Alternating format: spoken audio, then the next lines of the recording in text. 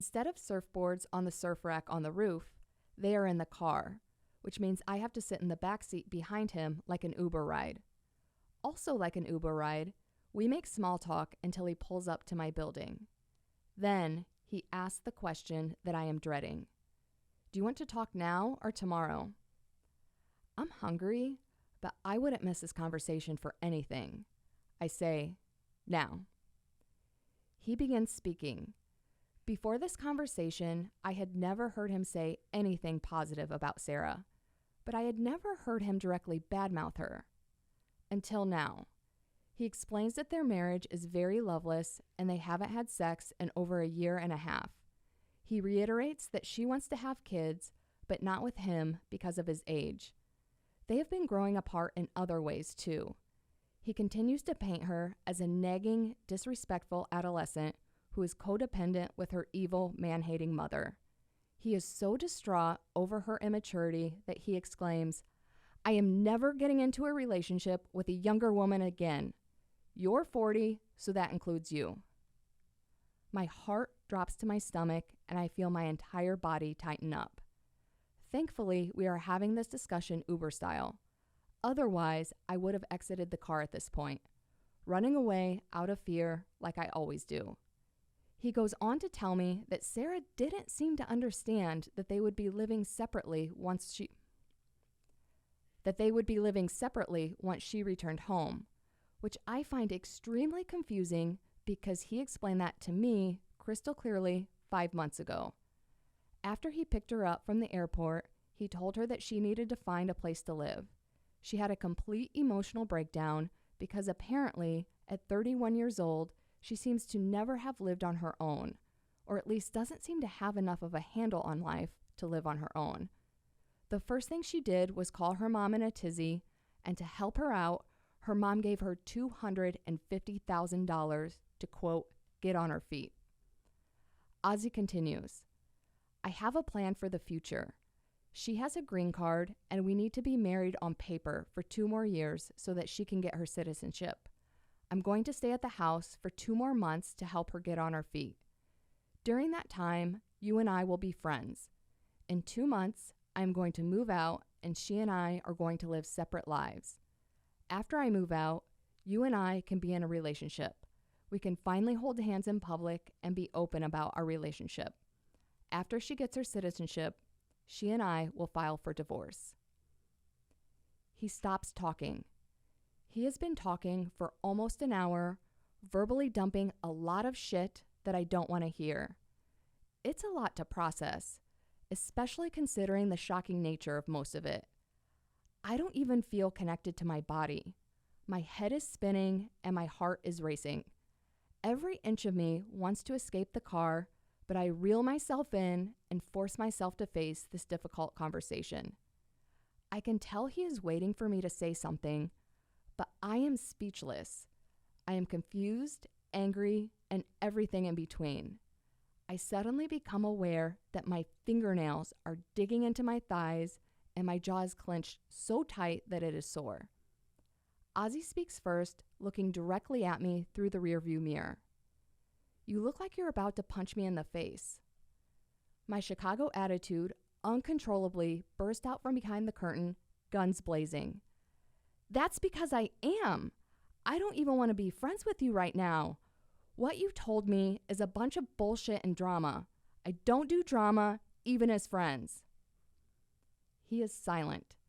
I can tell he is surprised by my reaction, and in all fairness, I'm coming at him hard right now. He is brave enough to interact with Chicago Angie. I don't understand why you're so mad. What part of any of this did you think I would be happy about? I know it's not all hunky-dory, but I didn't think you would be this upset. Also, I'm totally confused. You just told me 20 minutes ago that you don't want to be in a relationship with a younger woman, and you specifically said that includes me. You were supposed to interrupt me and try to change my mind. This triggers the shit out of me, because Mark would always try to manipulate me with statements, expecting me to respond a certain way. When I didn't respond according to his expectations, he would blame me for taking his manipulative statements at face value instead of interpreting them how he wanted me to. I'm not a fucking mind reader. Not then, not now. It broke my heart when you said that. He is getting frustrated that I am not happy. And as I process more of what he has told me, I become even more pissed off. He's offering me a side chick position. I'm not a side chick. The next sentence flies out of my mouth with the most confidence I've ever had in my entire life. I'm not interested in being in a relationship with someone who's married. I have never stuck up for myself like this before. I'm newly accustomed to speaking my truth, but even then, I usually have to deliberately plan what I'm going to say, and half the time I don't even believe what I say. But right now, my knee-jerk reaction is knowing that I deserve to be with someone who chooses me as number one. Old me would have settled for scraps, not knowing that I deserved better. He has no idea he is dealing with new me, and that is very clear from his next statement. The marriage is for immigration, not anyone else. You're being selfish for not even considering it. Oh, so I'm being selfish for having a standard for myself and sticking to it? I think I hear canned applause in my head. I have no idea where the hell the sentence came from, but I am so damn proud of who I am right now. Ozzy doesn't seem to appreciate my self-love. He squirms in his seat and says, "Can we please get out of the car and talk outside?" At first, I didn't like this Uber arrangement for our conversation, but since it's providing an emotional barrier for me, I'm perfectly comfortable here. And if I get out of the car, I'm afraid I'm going to do the thing that I always do, where I run away from anything that is emotionally painful. Since we are in front of my building, I can easily go upstairs right now, but I'm dying to finish this conversation, and the only way this is happening is through the rearview mirror. I say, no. Why? Because I'm comfortable right here. He sighs heavily. Can you at least take off your sunglasses? I don't know why he wants to see my eyes, but I'm afraid if I take off my sunglasses, I'll start crying, and I want to wait until I am upstairs and alone. He says, I never told you I was getting divorced. I think back to the conversation where he told me they were splitting up and finalizing everything when she came home. He's right. He never used the word divorce. And now I realize that he intentionally did not use that word for the purpose of a conversation like this. The knife digs deeper into my heart. I cannot believe that my best friend withheld so much information from me. Has he been dishonest about anything else? I don't want to ask because I don't want to know. My entire body is tense, which isn't helping my emotional state. I cannot control my reactivity. Withholding information is dishonesty. By not telling me any of this, you are trying to control my feelings and prevent me from making important decisions because I never would have got involved with you if I would have known any of this up front. And you knew that.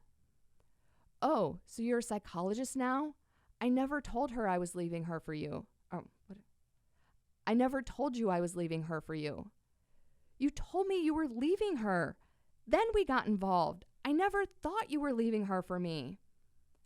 I want to continue my attack, but I feel defeated and betrayed. His verbiage up until this conversation has been intentionally manipulative, and now he's throwing it all in my face. I'm too emotionally exhausted to engage. It doesn't help that I wanted to eat almost 2 hours ago, so now I'm hangry on top of being an emotional wreck. There is silence for about a minute, but it feels like an eternity. I'm not looking in the rearview mirror anymore because my fingernails will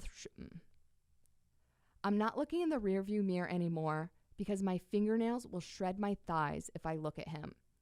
I remind myself to breathe, but I can only handle short and shallow breaths. After a long pause, Ozzy says with an irritated tone, "The only thing that has kept me from going through ending things with her has been the hope for a future with you." What the hell? This is the first conversation we've ever had about a future together. It's not my responsibility to give him hope for the future while he chooses to cling on to his miserable marriage arrangement for 2 more years. I would love to respond, but I'm speechless. It's possible that I'm out of words for the rest of this conversation. Ozzy finally says in a soft, shaking voice, "I can't believe you don't even want to be friends."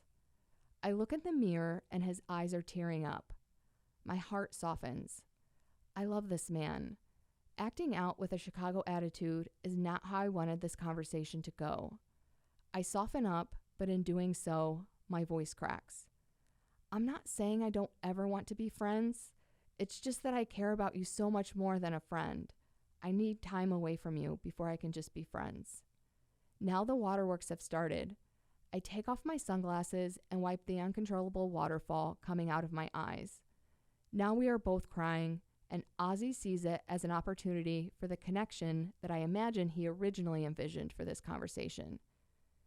He says, "Come here." Ozzy turns in his seat and holds out his hand. I take his hand and it feels good to hold hands. I rest my chin on the top of his seat and look into his eyes. I love this man so much. Why does it have to be so complicated?